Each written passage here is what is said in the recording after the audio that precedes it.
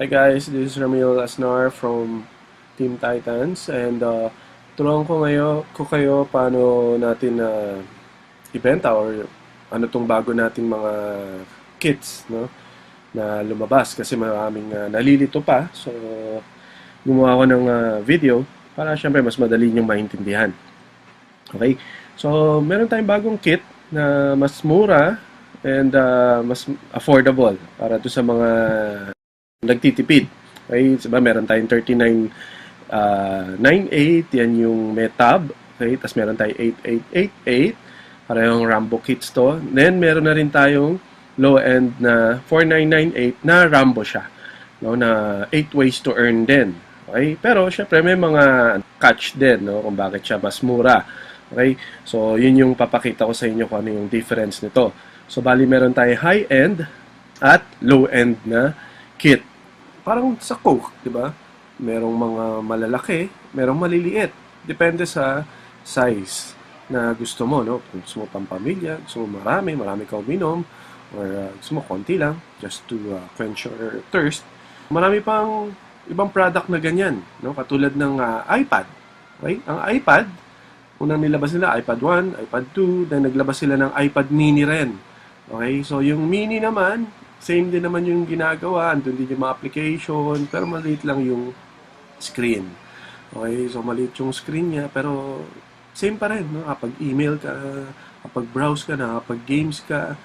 So yung size yung mainly ang difference. Okay, so baka kasi yung iba gusto nila maliit para mas madaling dalhin. Iba naman gusto nila malaki para mas malaki yung screen, mas madaling makita. Okay, choice nila yon. Isa pa, yung kotse, no? Sa kotse, di ba kung mapapansin nyo, laging may low-end, may high-end.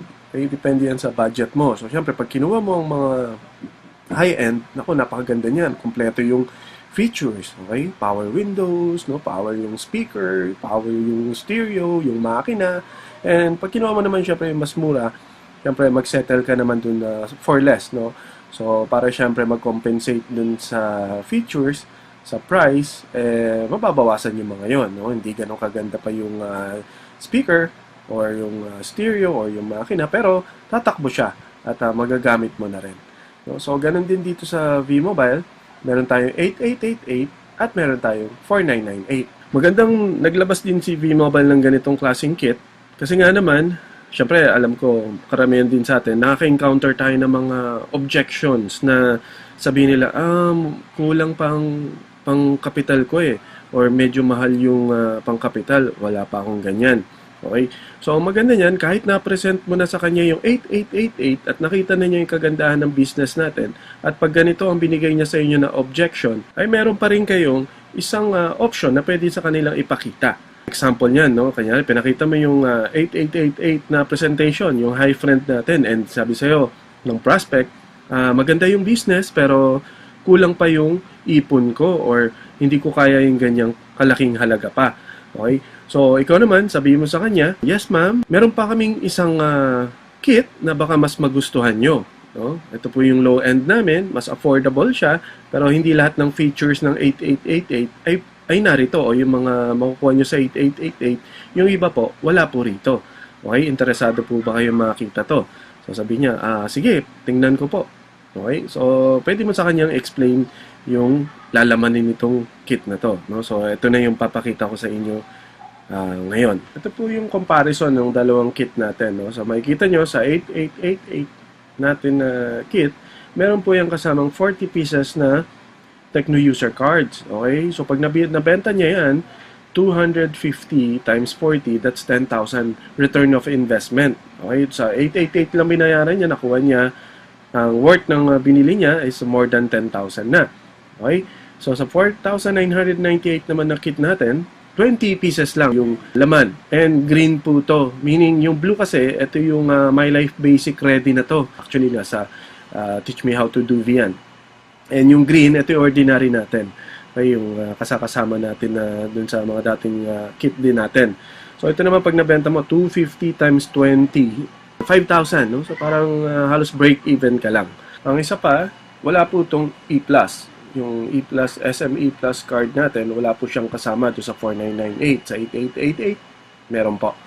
And yung insurance, no, wala po to. No, sa 888 lang meron sa 8888 natin. Based naman sa commissions, okay? So pag ito ang na-push nyo, na kunin ng prospect nyo, ang direct referral incentive nyo or yung DRI na tinatawag is 1,000. Okay? So, sa kabilang banda naman, sa 4998, 700. No? So, may difference din nun.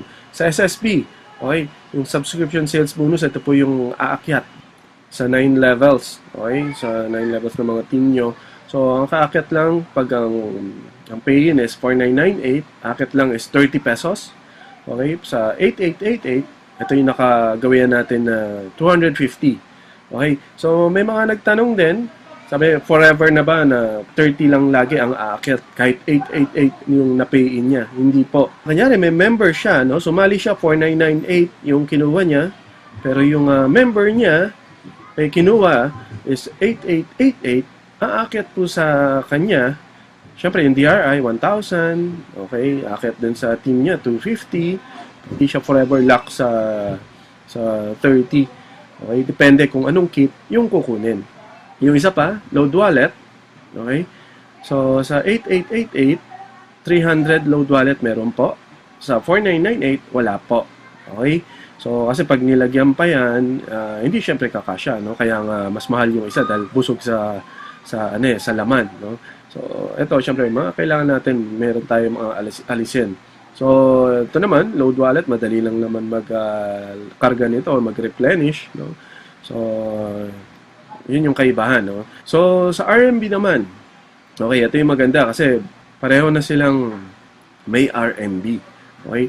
So, pag ito yung napasign up mo, pareho yung merong 100 points. At pag nag-match, no, nagkaroon sa A side and sa B side mo, no, A team, B team, meron ka ng 600, no? Dahil every 100 points na mag-match, meron kang 600.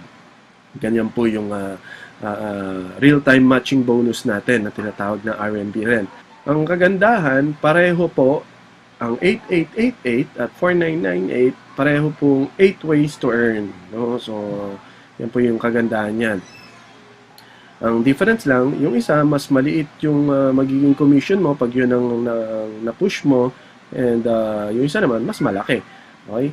So, sa mga magme-member naman din, mas marami kang makukuha, syempre, dun sa mas malaking binayaran mo, yung 8888, no? Meron kang insurance, meron kang load wallet, mas marami yung Tecno-user card mo, meron kang SM E-Plus card, no? Na wala dun sa 4998. Pero, nakasali ka pa rin. Okay? So, yun ang importante doon. So, it's a matter of choice, no? Yun na lang. Tsaka kung paano mo siya i-present din, no? So, mas mabuti ma-present mo yung dalawa. Baka nga naman mas gusto niya syempre may insurance, no? Na mas maraming Tecno-user card at yung mga iba pang sinabi ko. Okay, so I hope malaki na itulong sa inyo itong video. I hope na nakita niyo yung difference niya, yung mga benefits na pwedeng ibigay sa atin, yung compensation plan na pwedeng ibigay sa atin itong dalawang kit na to. So, it's a matter of choice, no? Mabuti na lang at meron tayong pagpipilian ngayon na dalawang kit, no? Para talagang kahit nakita natin na kapos pa yung prospect, pwede mo i-offer sa kanila itong isang kit natin. Okay? So again, happy networking, mabuhay po tayong lahat, and more power to all.